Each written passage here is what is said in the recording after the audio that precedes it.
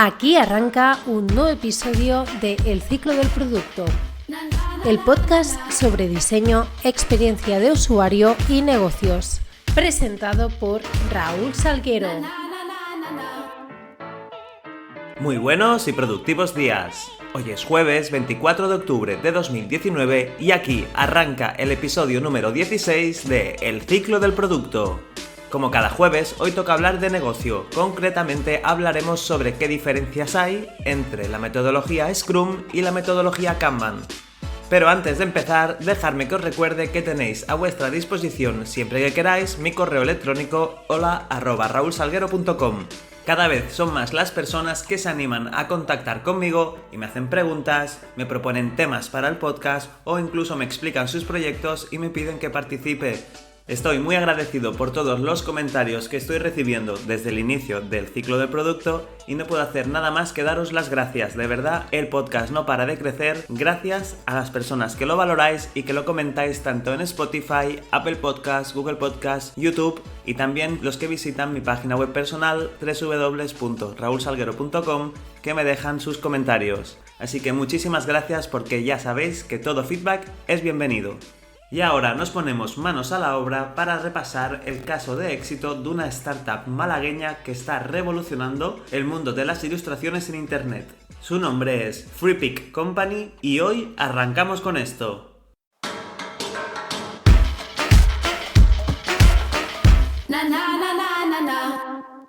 FreePic Company es la startup malagueña que domina el mundo de los microstock de ilustraciones. Esta empresa, fundada hace más de 10 años por Pablo y Alejandro Blanes y Joaquín Cuenca, sin necesidad de recurrir a ninguna ronda de financiación, están consiguiendo sorprender a propios y extraños.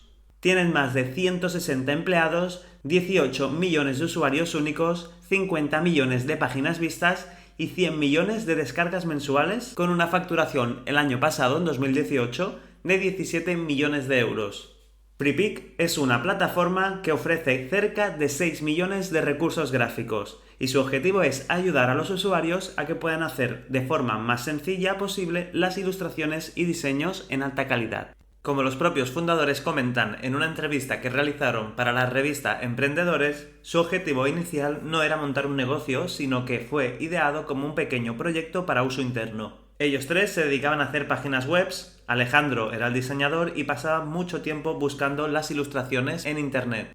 Identificaron pues su necesidad y lo compartieron con otros colegas del sector que comentaron lo mismo. Perdían muchísimo tiempo en investigar, en encontrar ilustraciones que se adaptaran a sus diseños en sus páginas web.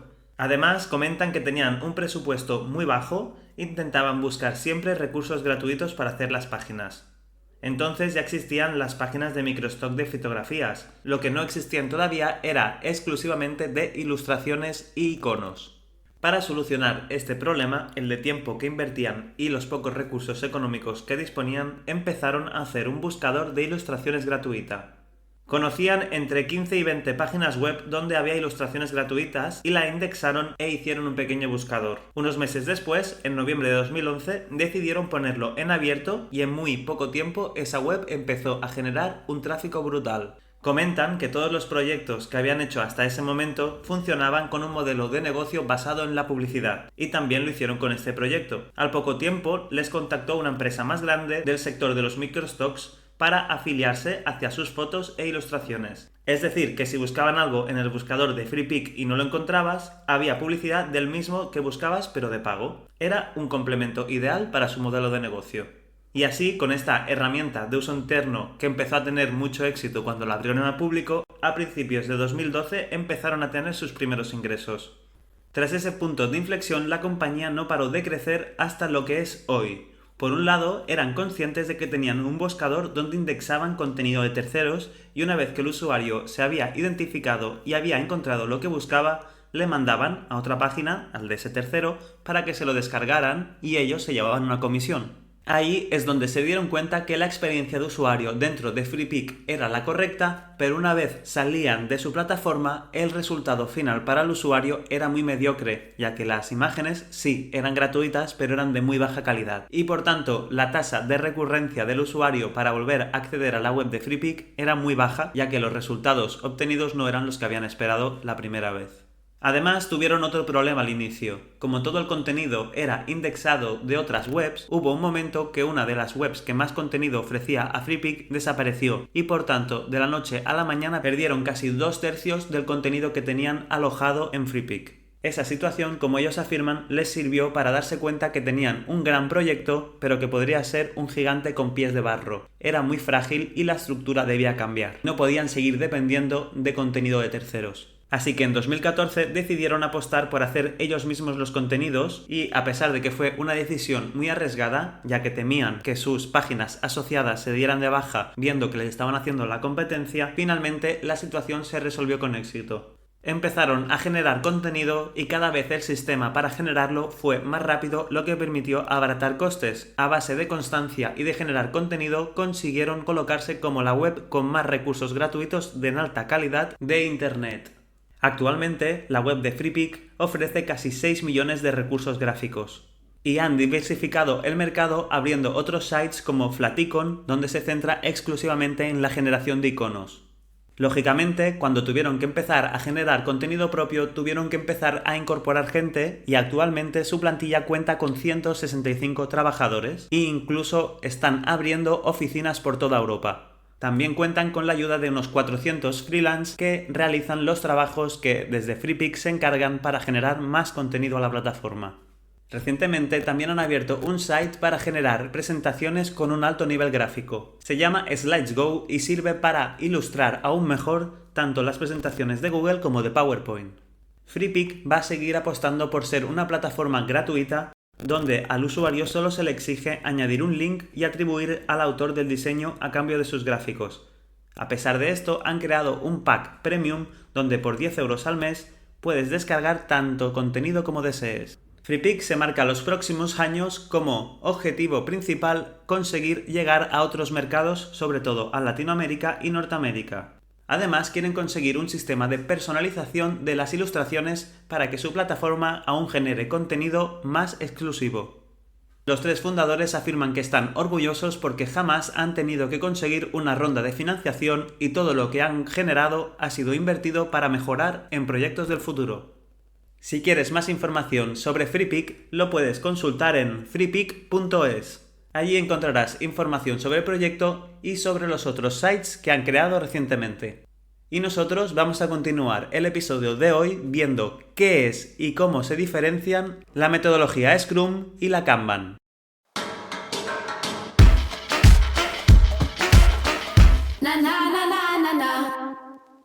En el mundo empresarial, el éxito de un proyecto depende en buena manera de cómo se plantea el trabajo en equipo. Encontrar la rutina y los ritmos más adecuados ayuda a que un equipo consiga sus objetivos con mayor facilidad. Pero esta misión no siempre es sencilla. Debes tener muy claro qué características tienen tus empleados y el tipo de trabajo que realizan para saber qué metodología Agile utilizar en tu empresa. Puedes utilizar o Kanban o puedes utilizar Scrum. Estoy seguro que has oído hablar de estas metodologías en más de una ocasión. Si no, como se suele decir por ahí, en muchas empresas se trabaja con la metodología ASM, que quiere decir asalto de mata. No sabes bien qué tienes que hacer, todo es prioritario y tus empleados se acaban frustrando porque no ven claro el objetivo de la empresa. Es por ese motivo que aparecen las metodologías que premian una estimación y te permiten entregar valor en cada sprint, en cada iteración. Por ejemplo, la metodología Scrum busca establecer un marco de trabajo adaptable a las tareas que deben ser realizadas en un periodo de entre 1 y 4 semanas de trabajo. Una vez terminado y lanzada la iteración, se empieza otro ciclo igual. ¿Qué ventajas puede ofrecer trabajar así? Esencialmente obtienes rapidez y flexibilidad a la hora de combinar los procesos de trabajo. Así pues, si trabajas en Scrum, estás trabajando con una metodología ágil, que su objetivo será controlar y planificar los proyectos con un gran volumen de cambios de última hora en donde la incertidumbre es elevada. Se suele planificar por semanas y al final de cada sprint o iteración se va revisando el trabajo validado de la anterior semana. En función de esto se priorizan y se planifican las actividades en las que invertiremos nuestros recursos en el siguiente sprint. Al final, la metodología Scrum se centra en ajustar sus resultados y responder a las exigencias reales y exactas del cliente. De ahí que se vaya revisando al final de cada sprint cada entregable, ya que los requerimientos van variando a corto plazo. Es recomendable hacer sprints de 1 o 2 semanas y como mucho de 4, aunque realmente cuando he trabajado en Scrum yo creo que 2 es ideal. Entre las principales características de la metodología Scrum destaca que es un desarrollo incremental en lugar de una clásica planificación del desarrollo completo de un producto o servicio. Los equipos Scrum se caracterizan por ser autoorganizados y se centra en el producto final y en la calidad del mismo.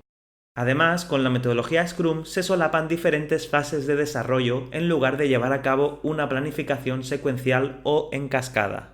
Como actualmente muchos proyectos en muchas empresas se desarrollan en contextos muy versátiles, es por eso que la aplicación del método Scrum se ha extendido como la pólvora en numerosos sectores fuera del mundo del desarrollo de software.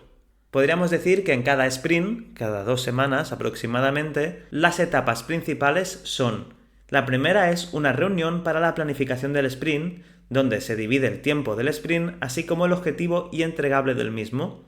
Además, el equipo de desarrollo debe saber cómo realizarlo, muy parecido a lo que podemos decir reunión de kickoff o reunión inicial.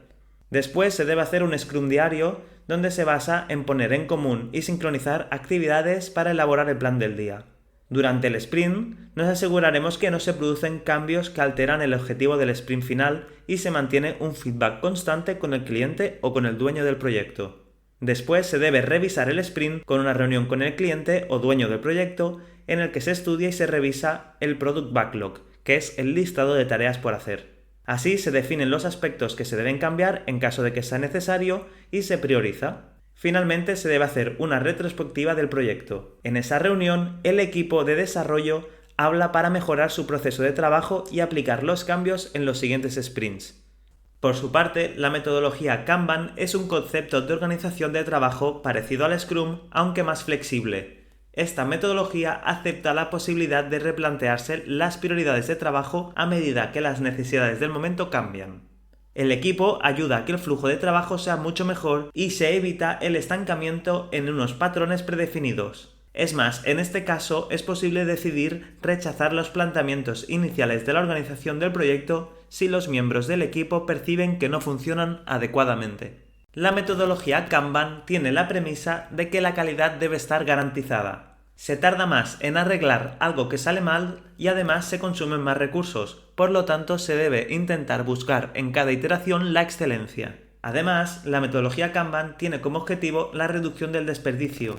No se necesita hacer nada extra o superficial, solamente lo necesario para que salga bien. De este modo se optimizan los recursos. Además, con la metodología Kanban se tiene siempre la idea de que se debe mejorar de forma continua el producto. Es decir, no se dedican tareas especiales para mejorar el producto, sino que se incluyen dentro del mismo flujo de otras tareas.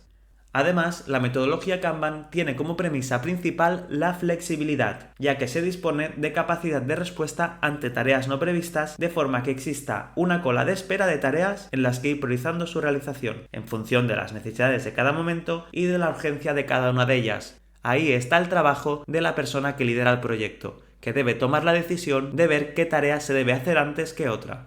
Si trabajáis en el sector tecnológico, veréis que en muchas empresas encontráis un perfil de falso gurú del Agile. Concretamente lo he encontrado mucho en empresas donde trabajaban con la metodología Kanban. El Kanban o se aplica por completo o si se hace a trozos no funcionará, ya que es muy difícil convencer a tu equipo de que no estás realizando parches, sino que está entregando valor a pesar de los cambios. El Agile Coach de cada empresa debe demostrar que esta filosofía realmente puede traer cosas buenas y debe aplicarse el ejemplo. Si no, verá que el equipo pierde el foco en tareas que no son prioritarias y por lo tanto tendrán la sensación de que están cambiando constantemente las prioridades sin poder hacer nada para remediarlo. El Scrum, en cambio, al tener las tareas estimadas y pactadas para una fecha concreta, produce la sensación de que siempre estás entregando trabajos finalizados. Con el Kanban entras en el problema de que puedes estar entregando valor, pero no el suficiente, y por lo tanto el equipo puede desmotivarse. Las principales diferencias entre estas dos metodologías es, por ejemplo, que el Scrum se trabaja con iteraciones con tiempo fijo, mientras que en Kanban tenemos un trabajo continuo y no tenemos esas interacciones o esos ciclos durante el desarrollo, o como mínimo no tan marcados. El Scrum debe empezar siempre teniendo claro todas las tareas que van a estar durante ese ciclo. En cambio, en el Kanban, al ser un proceso de ritmo continuo, se pueden ir arrastrando las nuevas tareas al panel de trabajo hasta que lleguen a su estado final sin tener una fecha concreta. En el Scrum se mide todo lo que sea necesario, se miden las historias, es decir, cuánto tiempo nos va a llevar como equipo realizar cada historia de usuario, y en cambio en el Kanban, como ya tenemos una cierta habilidad en la metodología, no se miden ni las tareas ni la velocidad, sino que cuenta la calidad del entregable. Y otra de las diferencias es que en el Scrum los tableros se resetean al final de cada sprint, es decir, conforme vamos finalizando el mismo, el tablero queda vacío y comenzamos a añadir uno nuevo o nuevas historias de usuarios al principio del siguiente ciclo. En cambio, en Kanban, como vamos a tener un flujo de entrada y salida, conforme las tarjetas van pasando por cada uno de los estados hasta llegar al final, cuando llegan a ese estado salen del tablero y se archivan, pero al ser un flujo continuo siempre habrá otras en la columna de entrada. En resumen, la metodología Scrum puede encajar mucho mejor en proyectos de equipo que se mantienen en constantes a lo largo de toda su ejecución, mientras que Kanban encajará mucho mejor en un proceso de alto nivel de trabajo, llevando a cabo por un equipo maduro y capaz de evolucionar según las necesidades del momento. Y hasta aquí el episodio de hoy de El ciclo del producto. Espero que os haya resultado interesante este contenido y me dejéis vuestras valoraciones y vuestros comentarios tanto en Spotify como Google Podcast, Apple Podcast, iVoox y YouTube, así como en mi página web personal www.raulsalguero.com. Yo de momento me despido hasta el próximo martes y ya sabéis que todo feedback es bienvenido. ¡Hasta la próxima!